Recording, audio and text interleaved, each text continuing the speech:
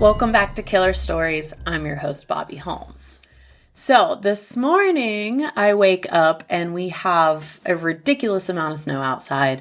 This is my first experience for a snow day in Utah.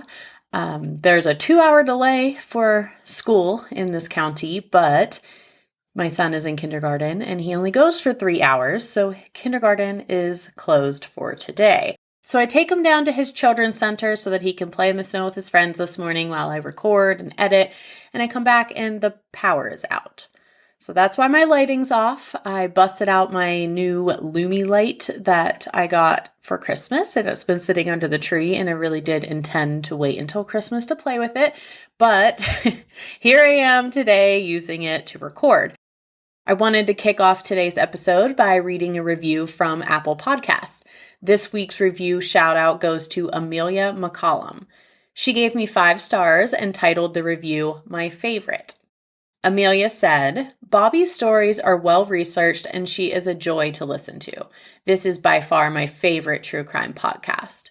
I've listened to every episode and look forward to a new one every week. Thank you, Amelia. It means a lot to hear that little old me is your favorite, and that there are people out there anticipating new episodes. I was so excited to see all the people who tagged Killer Stories in their Spotify Wrapped.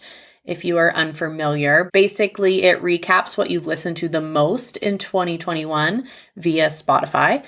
And Killer Stories was the top podcast for many of my listeners, and it warms my heart, truly. Okay, enough with that. Let's get to this week's case. It was suggested by listener Joyce Larson. She wrote in asking me to cover the murder of Dru Sjodin. I went on so many websites to try to figure out how to properly pronounce her name, and I'm sure that I'm still incorrect. It's a Swedish surname spelled Sjodin. I want to start this story by talking about our victim.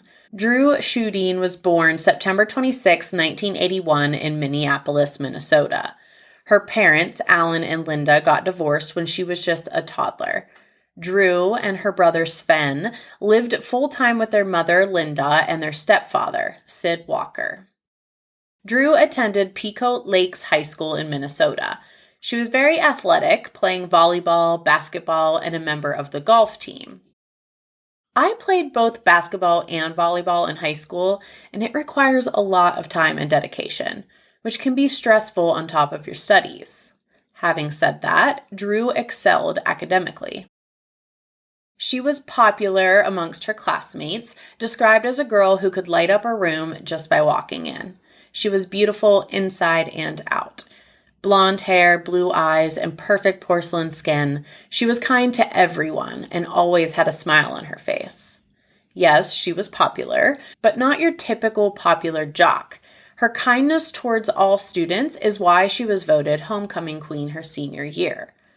After graduating high school, Dru moved to Grand Forks, North Dakota, where she began college courses at UND, the University of North Dakota. She joined the Gamma Phi Beta sorority. The sorority did a ton of volunteer work with underprivileged teens. On top of her college courses, sorority events, and obligations, she had multiple part-time jobs, one being an internship through the university's aviation program. A perk she had from the aviation internship was the ability to travel at little to no cost. She was planning a trip to Australia for spring break of 2004. But sadly, Dru never made that trip because her life was cut short. On Saturday, November 22nd, 2003, Dru was working another part-time job at the Columbia Mall Victoria's Secret.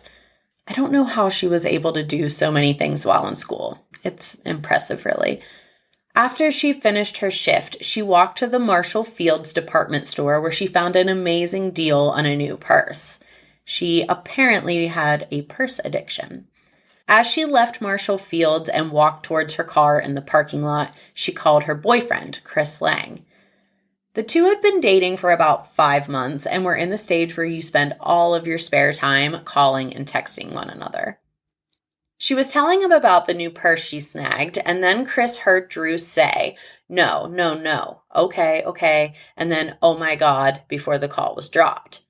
To Chris, he didn't think much about the dropped call. She didn't yell, her tone of voice didn't change, nothing sounded urgent. He figured if something was important, she would call back to explain or just reach out again once she got home. I'm not judging, but I know if it were me on the line with Dru, and maybe it's my anxiety or my ability to think the worst in every possible situation, but I would definitely be following up on that drop call. Seriously, every time I hear a siren or an ambulance, I call my husband to make sure it's not him. Chris never imagined that at that very moment, Dru was actually being abducted. A few hours later, at 7:42 p.m., Chris received another call from Dru, but it was just static. He wasn't able to make out anything on the other line. He did hear a few buttons being pressed, and then it ended after about 20 seconds. Chris was officially starting to worry. He called Dru's roommate, Meg Murphy. She said she hadn't seen Dru, but would make some calls to look for her. Dru had yet another job. She worked as a cocktail waitress at the El Roco nightclub, and she was never late for work. When she didn't show up that night at 9 p.m., one of her coworkers called Meg. It's officially time to panic. No one in Dru's life has heard from her since she left the Columbia Mall. Meg called campus security and reported her missing. Step one into the investigation of Dru's case was to track her cell phone. It was left on until about 8 p.m. The closest tower that her phone was pinging was in Fisher's Landing, which is located at a highway rest stop about 12 miles southeast of Grand Forks, North Dakota.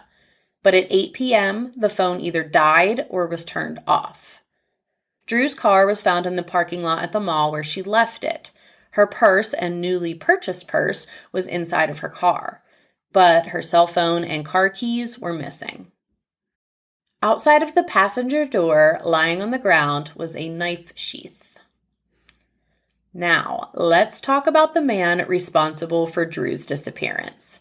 Alfonso Rodriguez Jr. was born February 18, 1953, the second born of 5 children in the family. His parents, Alfonso Sr. and Dolores Rodriguez, were farm workers living in Crookston, Minnesota. As an adolescent, Alfonso, Jr. that is, from now on when I say Alfonso, you can just assume I'm talking about the perpetrator. Alfonso claimed that he was molested by an older woman when he was a young child. He struggled to communicate or make friends in school because of the language barrier.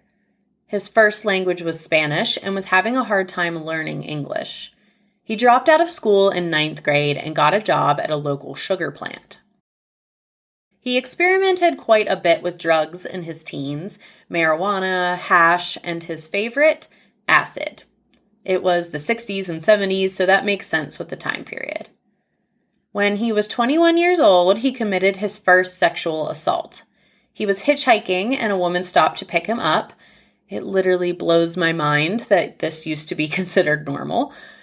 He held a knife to the woman and attempted to rape her.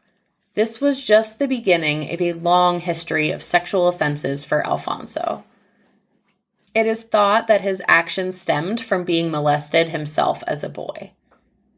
Not even a month later, he walked up to a woman who was parked outside of a movie theater, pulled out his knife, and forced her to drive to a remote location where he raped her.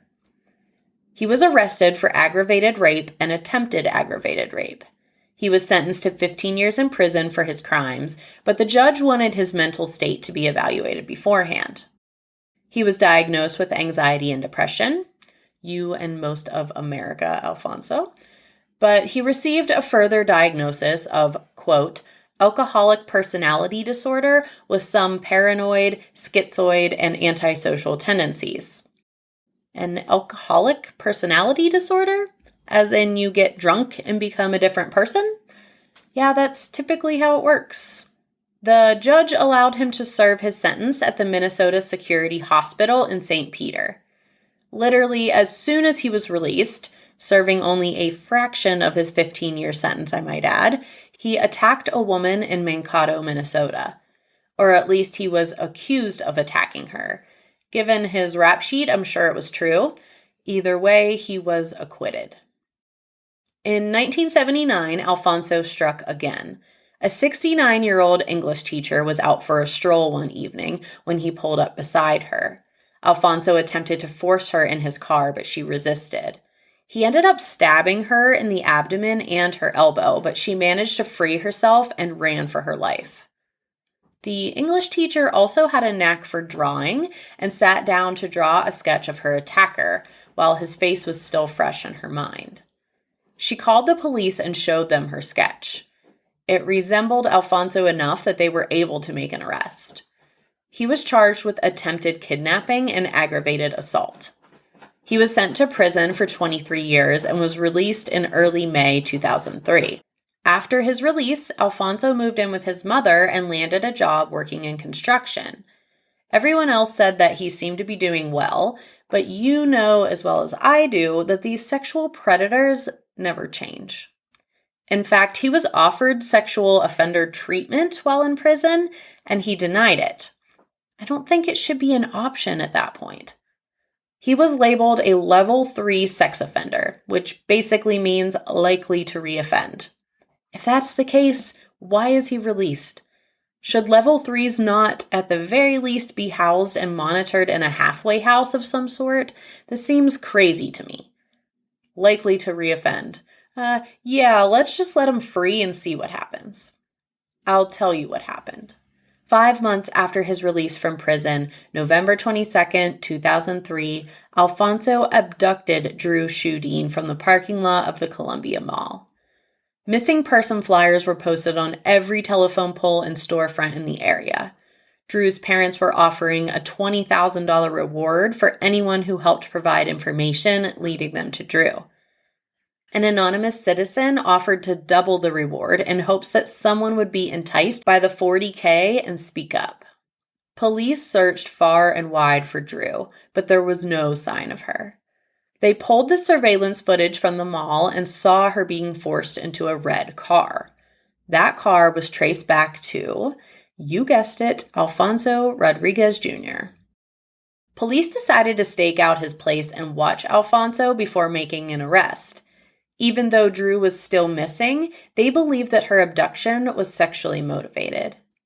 That information was not publicly announced, and investigators wanted to be sure to avoid false claims in the case. They gained a search warrant for Alfonso's car and made their move. The car was full of evidence linking him to Dru.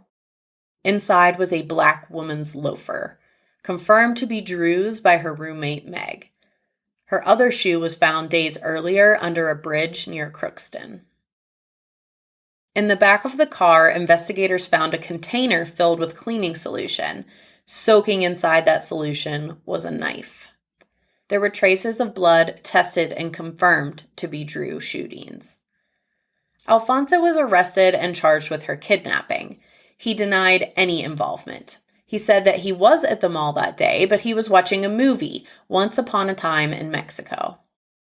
Funny thing is, that movie wasn't playing at the Columbia Mall or any surrounding movie theater. If you're going to have a cover story, at least make sure you get the facts right. What a dumbass. Here's the kicker, guys. As I stated earlier, Alfonso was a level 3 sex offender. But no one in the community knew that because there was no sex offender registry in North Dakota. I am at a loss for words. Why? How is this man allowed to roam the streets freely and no one even knows the danger he poses? We will circle back to this. April 27th, 2004, 5 months after her disappearance, Dru's body was discovered. She was in a remote area west of the town of Crookston where Alfonso lived. Dru's father, Alan Sjodin, had this to say. We were waiting for that call, and when that call came, we all stopped living for a second. Dru was tucked down in a ravine, wrapped in a blanket and hidden by a layer of snow. Her hands were tied behind her back. It was obvious by the markings on her body that she had been tortured. A post-mortem analysis showed that she had, in fact, been raped. It's heartbreaking to get that call as a parent. Your children aren't supposed to leave this earth before you, and most definitely not in this way. But at least Dru has been found and can be laid to rest. Over 1,500 people attended her funeral service. July 6, 2006, the trial for Alfonso Rodriguez Jr. began. The prosecution team was seeking the death penalty, which is interesting because North Dakota abolished the death penalty in the 70s. The state of Minnesota, where Alfonso lived, didn't have capital punishment either. But because of the, quote, interstate nature of this case, it is based on federal laws.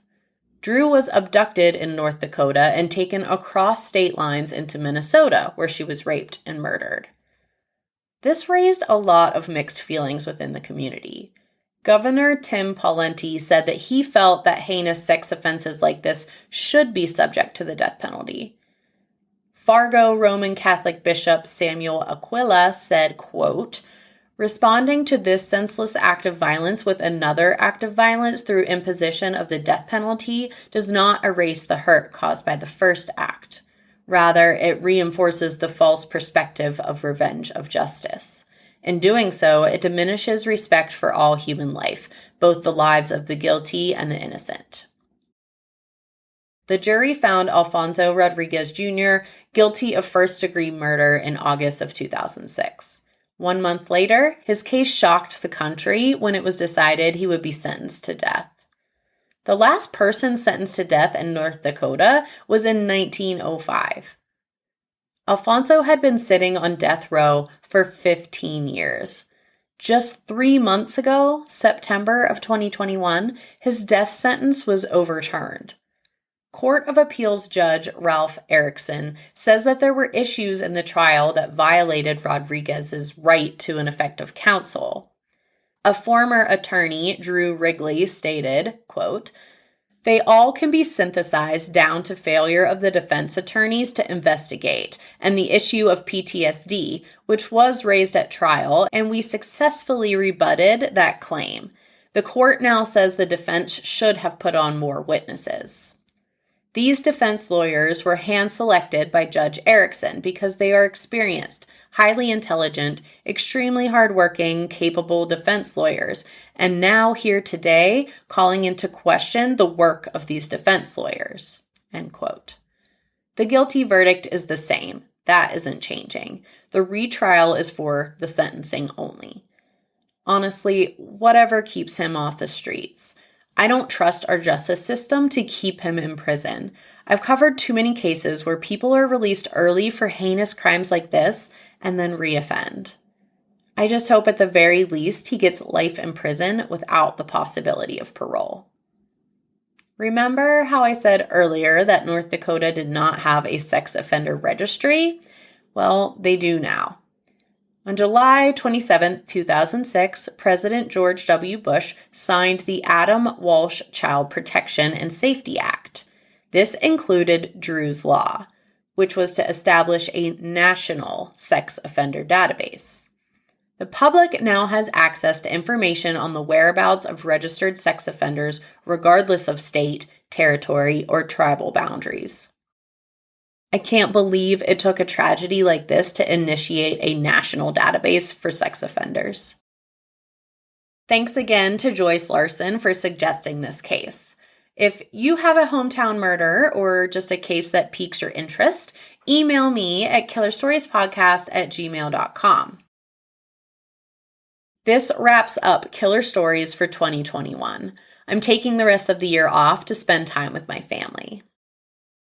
I think that my first episode of 2022 will be another Killer British Murder Stories special with Stuart Blues of British Murders.